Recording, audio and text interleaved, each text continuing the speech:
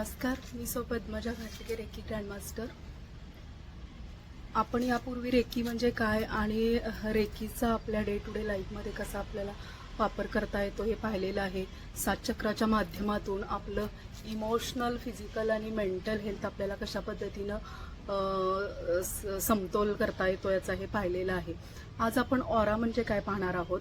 तर ऑरा म्हणजे आपल्या शरीराभोवती किंवा प्रत्येक प्राणीमात्राभोवती एक इलेक्ट्रोमॅग्नेटिक फील्ड असतं किंवा ह्युमन बॉडीच्या भोवती सुद्धा आपल्या शरीराच्या भोवती एक ऊर्जेचं वलय असतं. त्यालाच आपण ऑरा किंवा आभा असं म्हणतो.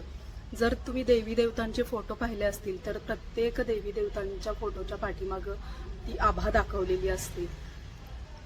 आता आपला ऑरा जर मजबूत आणि चांगला असेल तर आपलं शारीरिक, मानसिक आणि भावनिक आरोग्य सुद्धा खूप चांगलं असतं. आणि आपल्याला आनंदी आणि समाधानी आयुष्य जगायचं असेल तर आपला ऑरा क्लीन आणि क्लिअर असणं खूप गरजेचं असतं. जेव्हा आपला ऑरा बिघडतो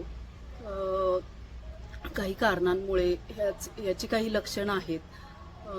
तुम्हाला खूप चिडचिड होत असेल, तुम्ही खूप लो एनर्जी फील करता किंवा सतत तुम्हाला उत्साह वाटत नाही, सतत लिथार्जी येते आणि काही काम करावं वाटत नाही किंवा खूप जेलसी आहे, खूप राग आहे.